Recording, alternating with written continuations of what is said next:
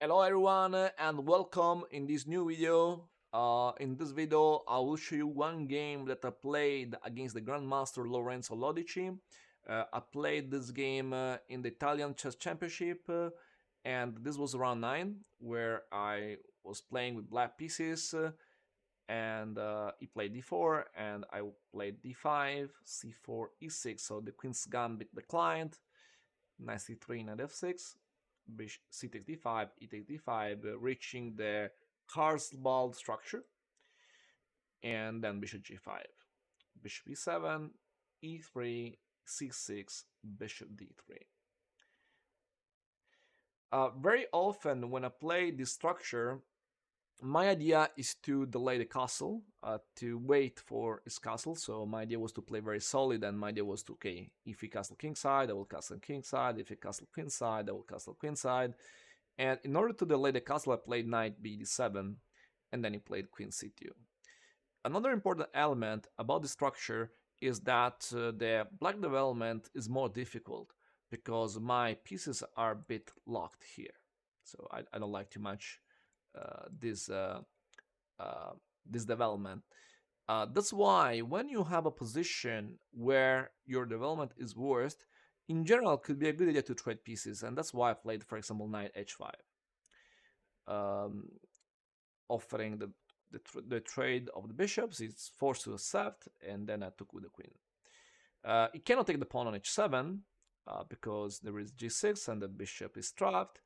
It could take 3 pawns for the piece, but I don't think it's convenient because after king d8, the queen also on g6 is not very good.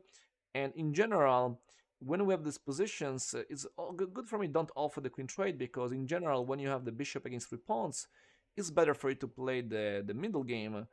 And after king d8, the black king will be safe, and probably in the future the queen on g6 will be not stable, and that's why we can play in this way with black, and black will be quite good. So that's why I played knight g2, and here I played knight b6. Again, for the same reason, don't castle quickly, wait a little bit, and also playing a useful move because I doubled the knight and also open my bishop. White played castle, and now I played g6. Because now I want to play castle, but I cannot immediately because it could take the pawn on h7. So that's why I play g6 to defend the pawn h7 that was under attack.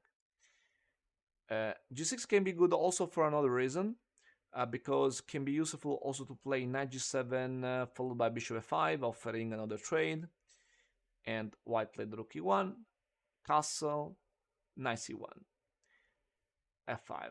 Okay, here my first idea was to play knight g7, but I didn't play it because my thinking was that white can play pawn f3, bishop f5, e4, and I was a bit scared to move the bishop again. I was thinking that I wasting time, but this position is okay for me because I can play bishop e6, and after bishop e6, e5, not dangerous. I can also go back ladder. I can also play f6, and this position is okay for black, but I underestimate this position, and that's why I didn't play in this way.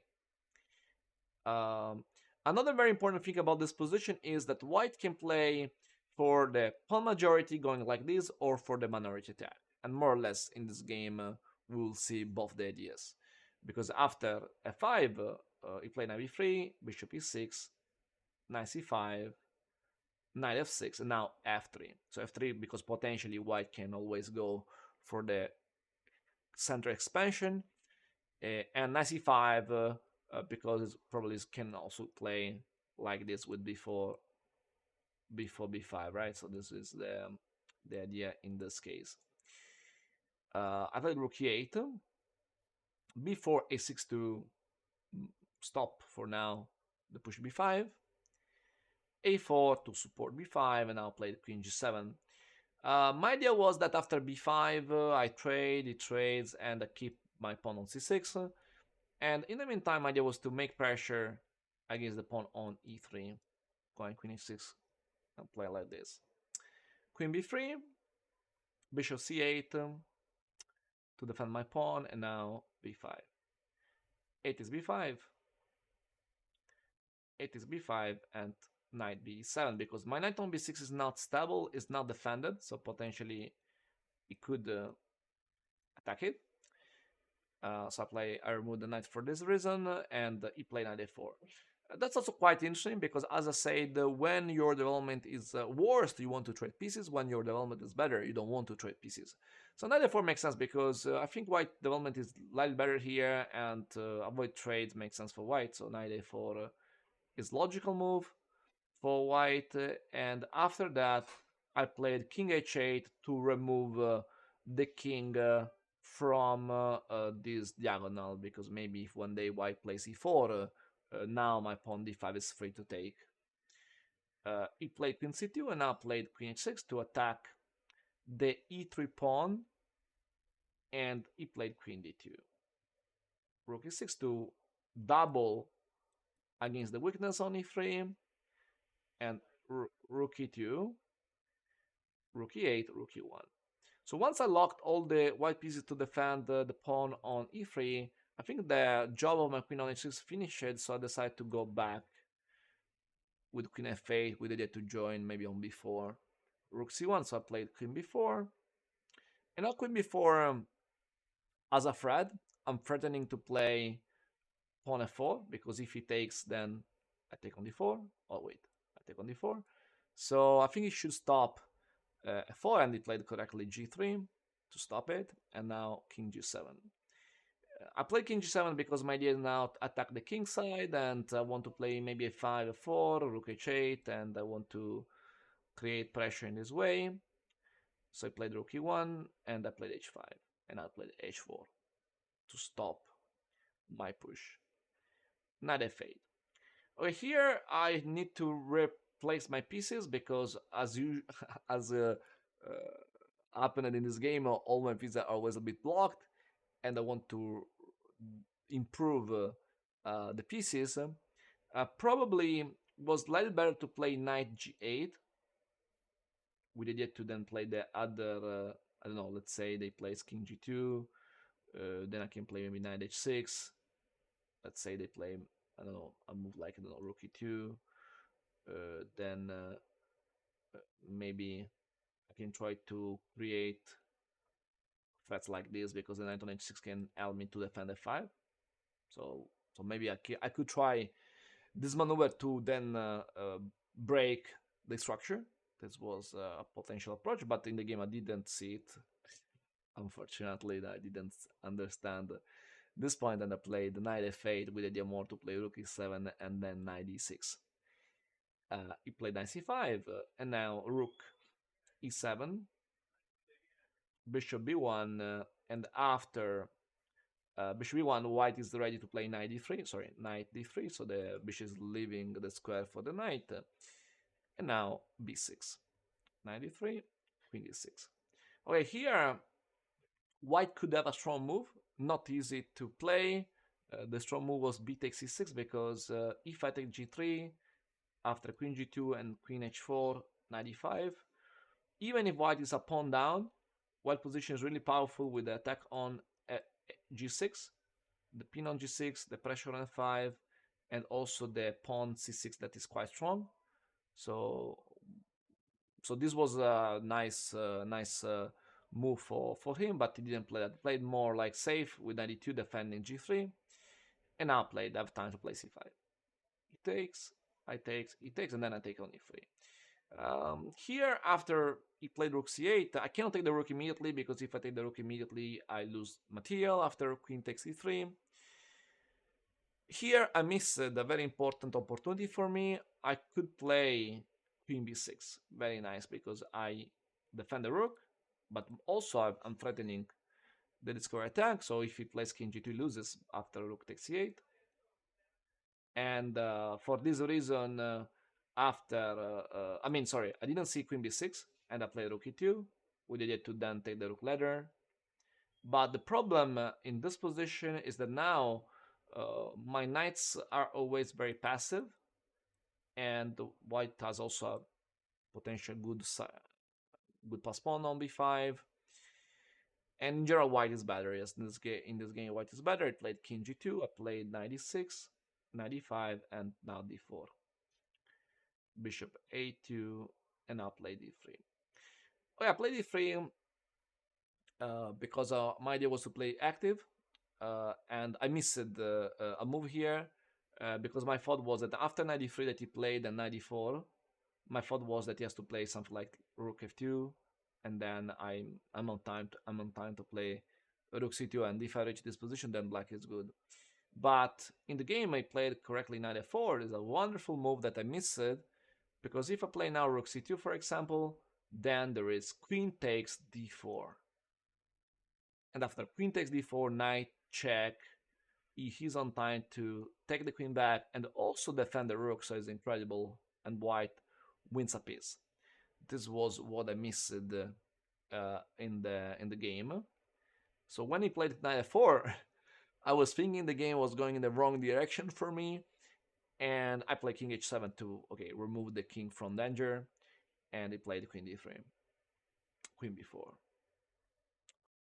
Queen b4 because my idea was to join with the pieces, attack f3 for example, and he played rook f2, rook c3, queen d2, and now queen c5.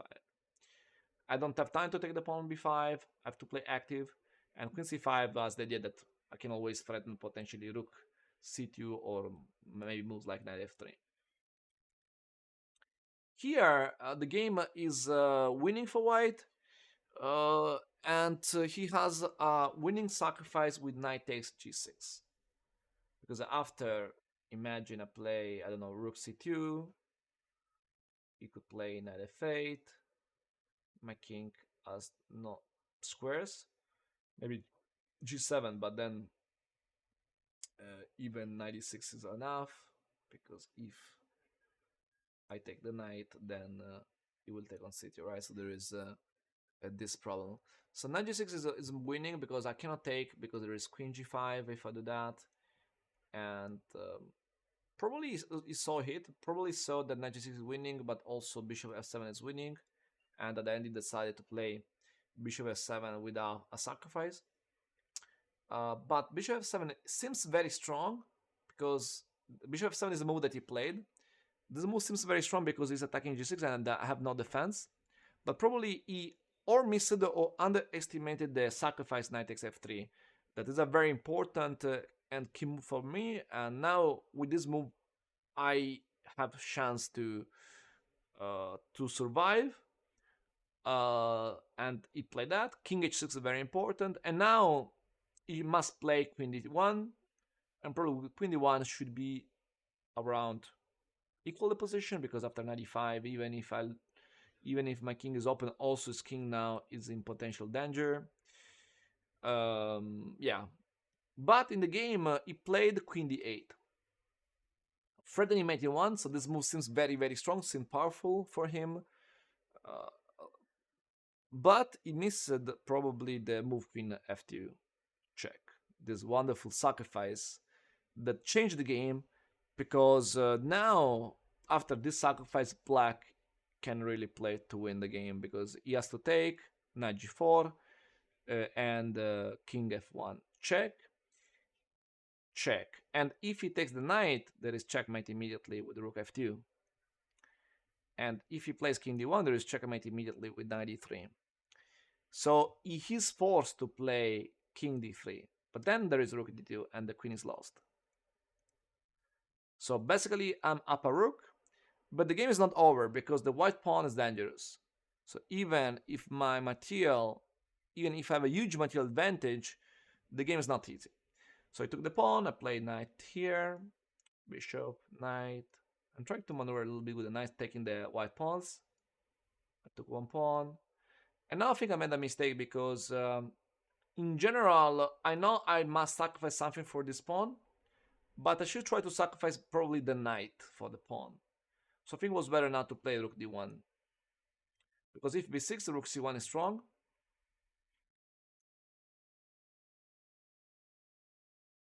Because if this, I can also maybe win immediately, then using the pin, but also this is winning, because then this endgame where I have a rook against bishop is winning, because at the end I win the pawn, and then my pawn will win the game.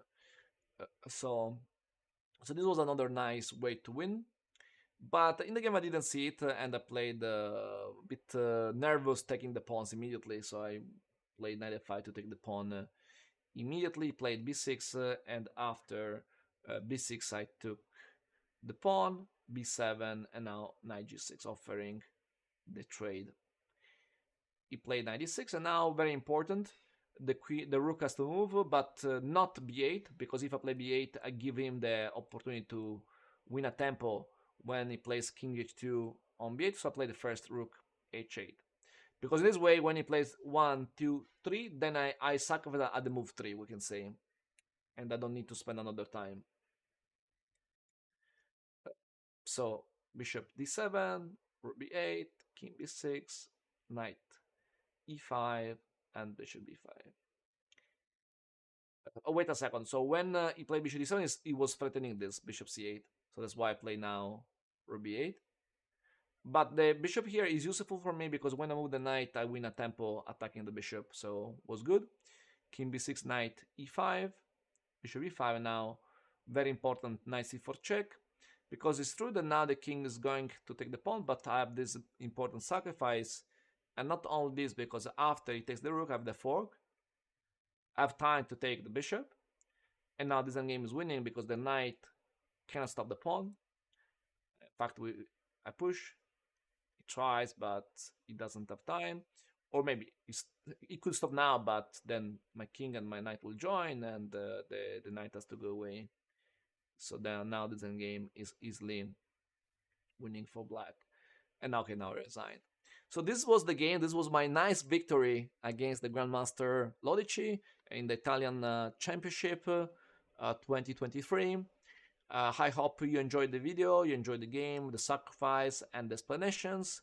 And see you soon for new videos. Thank you. Bye.